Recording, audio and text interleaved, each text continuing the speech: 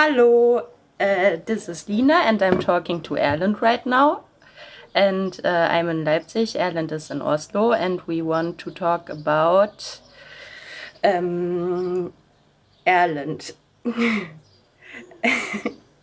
And you just sent me like 3 zines, which are all available right now, I think, or you can buy them as a package in your online shop.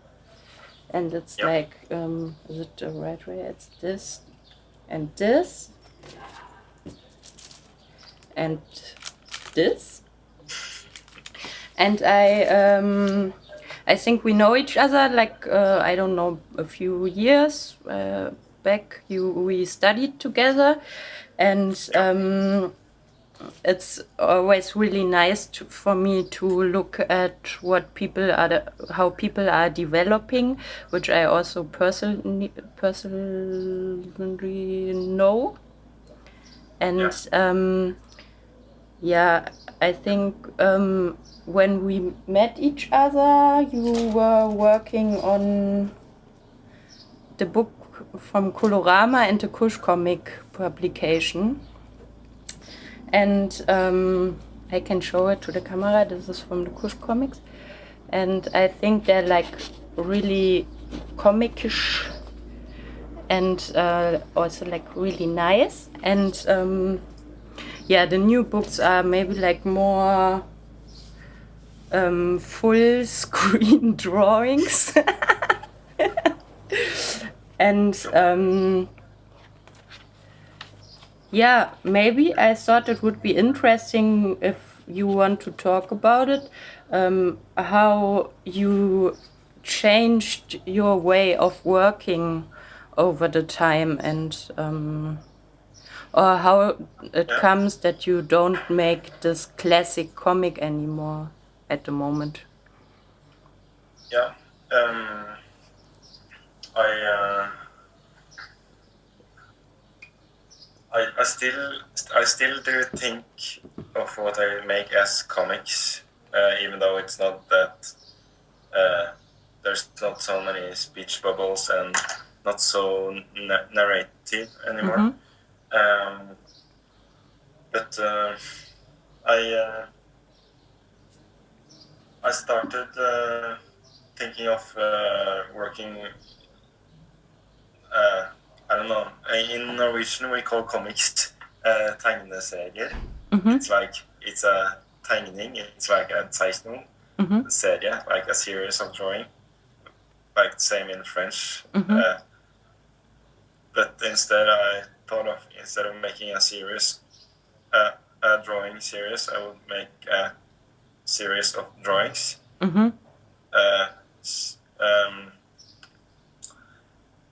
And I. It started with this book. I was I was just I had finished school, and I kind of what I think I like about our work is that I try to think that there's necessarily no like obvious way to survive or to become an illustrator or artist. It's like you have to in one way find your own market. Yeah. And then I had the idea that because I was at the hairdresser and I was looking at the magazine, before you're cutting your hair, you're browsing through the magazine and you're hopefully you'll find a haircut that you like, and then you'd go and ask for that one for the hairdresser. And I was thinking that this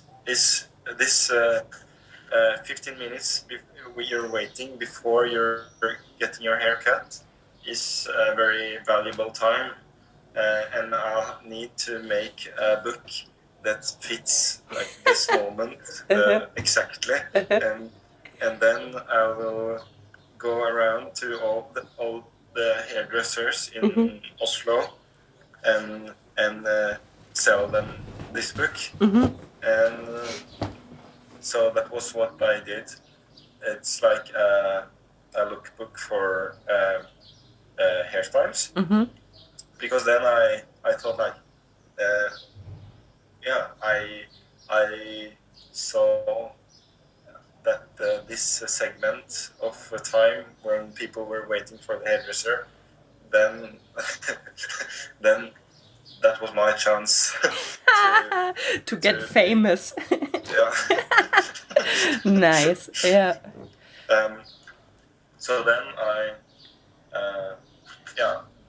but then I started to draw these different haircuts, and I gave them names, and then the more I drew, the more like I didn't care so much if they were haircuts that you could actually make, or if they were more just spin. Because what I liked was that when I had the idea and I had like the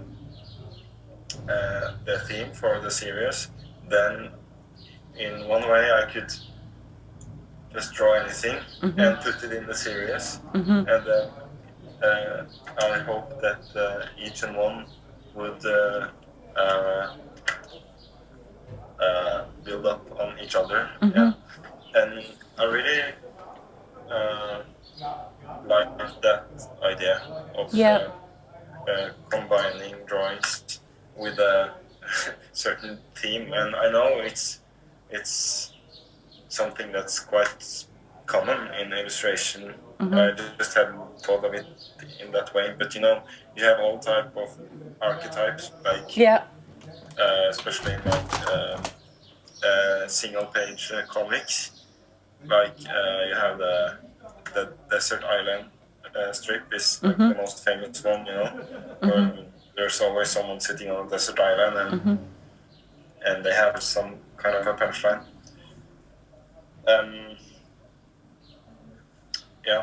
Yeah, and as I know you, it also very fits very well with your way of working, which is like always like about fun and like not really irony, but making fun of something and make it absurd or something, or showing absurd moments, or create them, or like, and I think you do it like over the top. It's like when you have this like absurd moments in your life, you're like, ah, haha, okay. And you have this a lot in comics. I think it's like you have this really absurd scenes, and it's always like, okay. But you are like an expert in like making it over the top. And I think this is like something which makes this way of working like really interesting when you're doing it, because you're doing it like way too much, way more than I could imagine, and this is like super funny. Yeah. Yeah. Yeah, for me, I like it when I have an idea of that generates another idea, that generates another idea, another idea, another idea. Yeah. That it's not like standing by its own. That felt interesting for me. I remember I have been at different galleries and seen works that I think has been. I was very inspired by the not in the style, but in the way of thinking of a series. Yeah. It's for photographers. It's this photographer called Hans Eichelboom, Dutch photographer, that he always has. He's always working with series, and they have always a very strict base idea, like his most famous project is like when he's photographing on the streets on different big cities in the world, and then he's capturing like some fashion trends or something. It's like everyone has, for instance, the same tattoo, and then it's like making a collage with all the same people.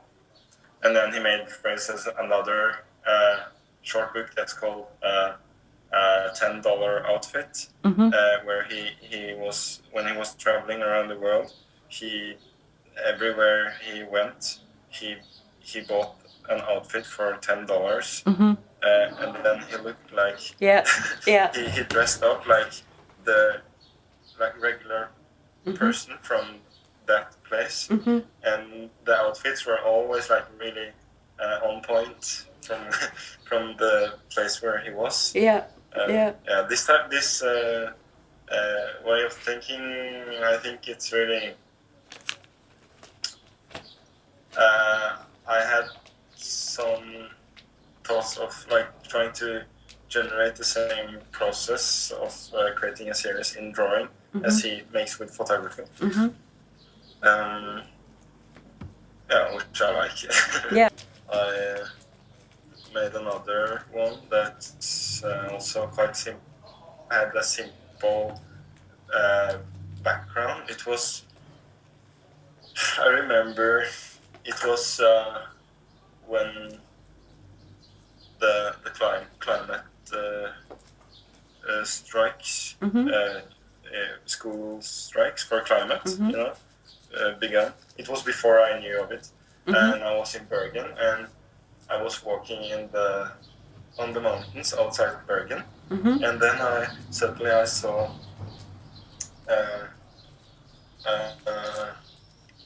saw this little girl holding a big sign, and the sign said, I don't know how to translate it to English, but I think the sign was just big, and it said like, pull yourself together. That's the sign. And at that time I didn't know about the protest, so I saw it out of the context. It was just a brilliant picture, and I was thinking about like, I've been thinking a lot about character design, and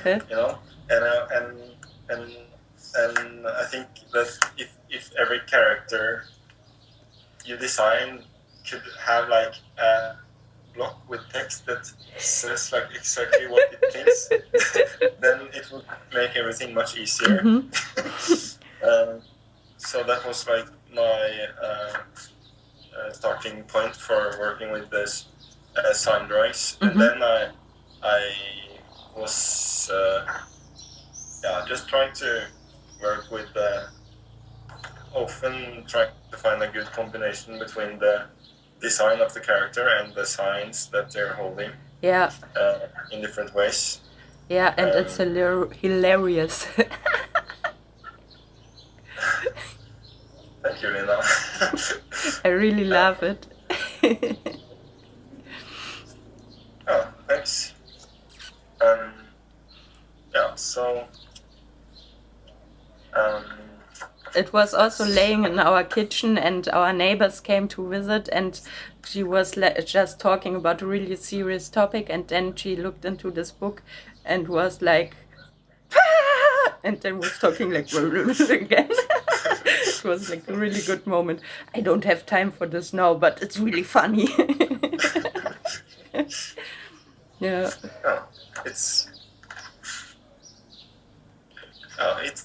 always interesting to work with text and drawings and the combination, I think.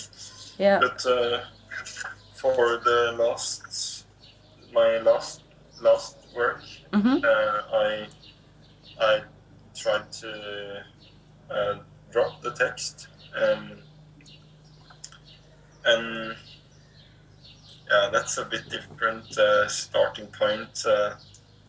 Maybe a bit more dark, but it's if you Google like the Physical Cliff cartoon, then you'll find like tons of like satire drawings of politicians falling down the physical cliff. Like it was really, especially a big thing during the Obama period, because then the commentators were talking a lot about the approaching fiscal cliff in the U.S. economy, and then like all the satire drawers were like drawing Obama and Joe Biden like falling off the cliff. But you have, it's like this thing they do every time politicians have economical trouble or a country, and then you'll often find, you could, if it's like Norway, then you'd have like a Viking falling down a cliff, you know. Yeah. But then it's like this weird and interesting thing about reading images. I think maybe someone sees the cliff and then you start drawing it with something that's not connected to economy at all, but you just put something else there, because when you read it, the image, you just read that this person, something really bad happens to this person or this country, so you just start like putting everything inside the same like visual language, you know, and that was what I also thought I would do, just to have the physical cliff as a starting point, a rather dark starting point. Yeah. And then just try to put everything I could imagine inside it, like just try to play with what's with like what you would read out of the drawings, you know, because from satire drawing you always read the intention in the drawing, and when you have the cliff, I think you always read the some kind of strong intention in every drawing, and that was what I found was interesting with this. Sounds maybe a bit silly, but you're giving the whole book a lot of deep meaning. Yeah. Yeah, but then I just, it's the same as with the others. I like it when you have this simple idea and you can just generate more and more ideas inside the same image. Yeah. And then hopefully I'll see that each and one drawing have like their own meaning and intention, but as a series, you will read it as something else, you know. Yeah. And yeah, it's also, I think this one is very dark. Yeah. It's one thing that's a bit strange is that even though I have been showing this one to a lot of people, no one is really commenting on the horror of it. Like that many of these people I've been drawing will probably die. Some are killed and some are killing themselves. Yeah, maybe it's because we are used to have it like in cartoons. We have, it's like a normal thing that like in Bugs Bunny or something, someone is running over a cliff and then running or falling down, and I think this is like because of the cartoonish style of it. You have you connected it with something you have experienced since childhood, and then it's like ha ha ha ha, okay, something funny happens. So when you see it, you don't see a real cliff. You just see every other drawings that you've seen Yeah. before. Yeah. Yeah. Yeah, and yeah, I like that. This one is self-published, and these two I published with the Swiss publisher called Neves. Yeah. Yeah. Yeah.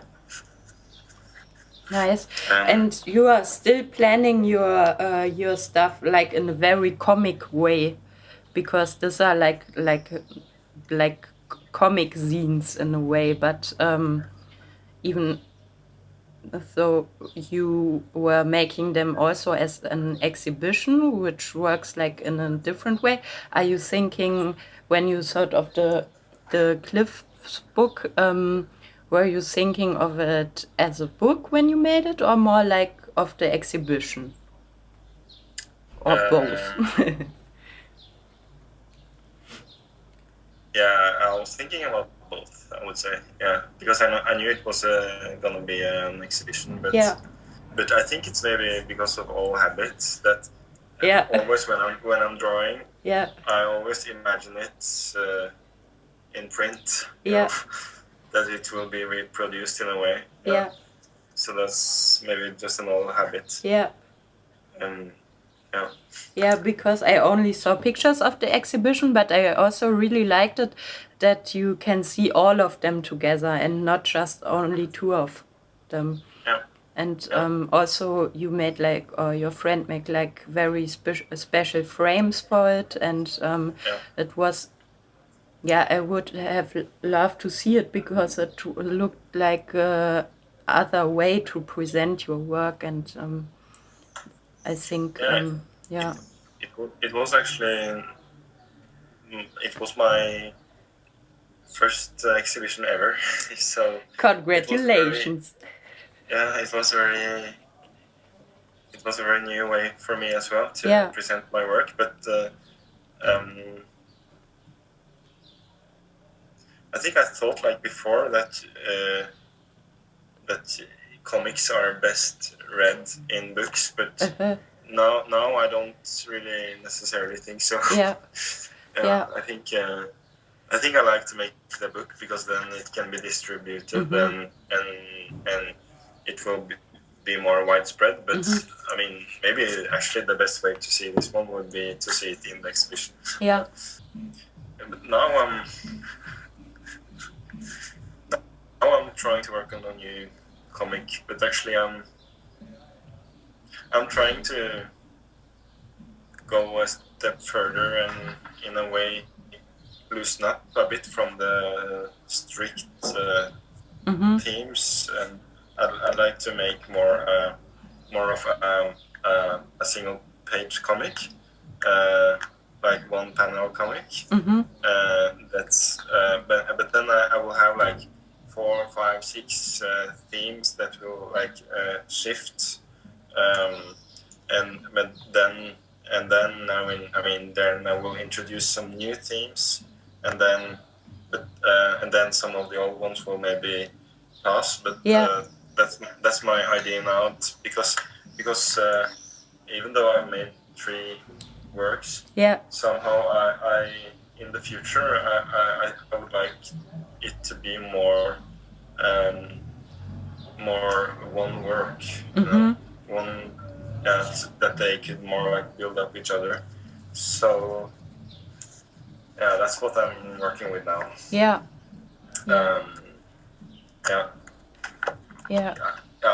More like my favorite comic artist ever is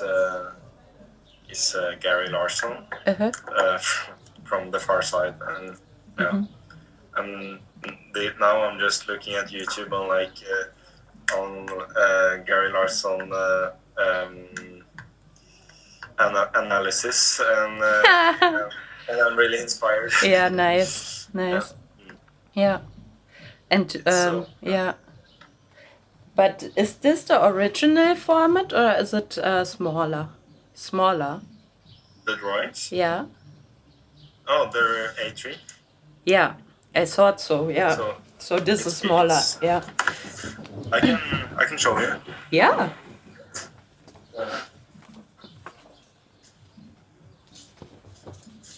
They're like this. So they're quite Yeah, big. yeah. Now you can also see the nice frame.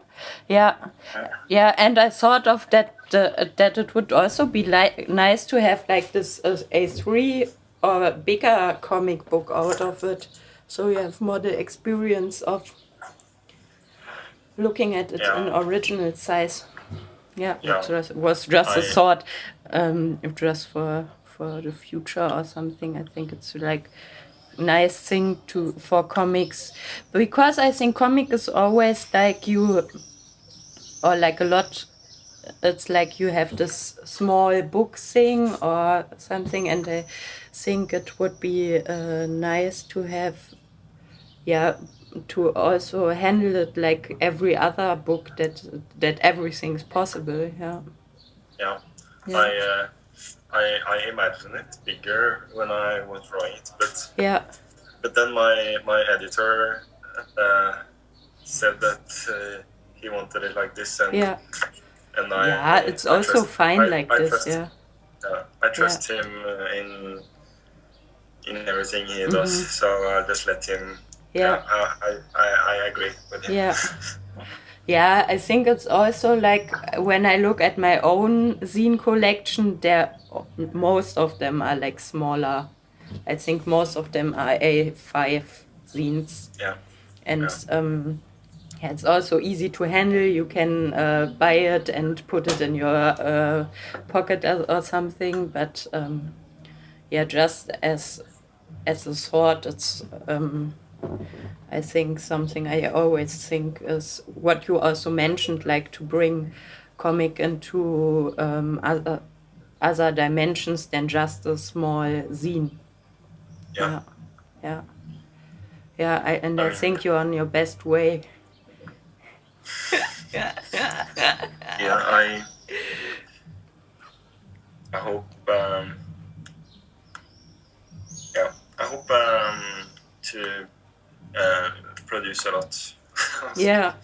New ones, but I also really enjoy exhibiting comics, and I think like more like illustration in general.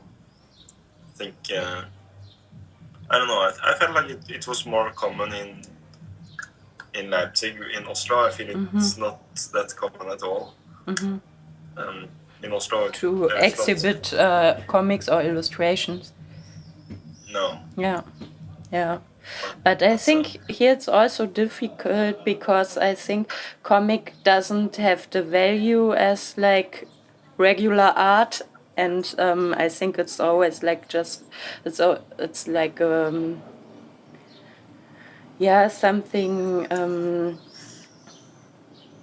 what is in the mind of a lot of people, that comics are like for children or like just fast easy read stuff, and but it's something that changed like a little, or has changed, or also changed, but which is also in the heads of the people which make comics, that when you make it and you're so used to it that you don't even imagine that you can make it like make a big art gallery exhibition. And yeah, that's it. I think also for me it's something I have to be aware of and think about a lot, to not just think too small and not just think like in this small zine medium, which I also love. It's not that I don't like it. I think it's like super cool and it gave me so much, but that it's not the only possibility. And it's also something people are really interested in. I think when I was at comic exhibitions, which were cool, the people were like, ah, wow, that's so nice. And yeah, I think it's something that just should be done by more people. And yeah. Yeah. Yeah. And you will be having an exhibition during the festivals, right? Yeah, we will make exhibitions during the festival. Yeah, we make like window shop exhibitions because of the Corona exhibition, so Corona situation. So you can look from the outside in the window and see different artworks, and also like a mixture of like drawings, but also some people are doing ceramics, and I think it will be really nice. Yeah, yeah, yes, cool. Yeah, so maybe this was our talk now, or do you want to say something more? No, I just I hope you're happy, and thanks for I'm wanting very to. happy. Thanks for wanting to talk with me. Sure, thank you too. Thanks for showing interest. Yeah. Yeah, nice. Yeah. Okay, so then bye bye.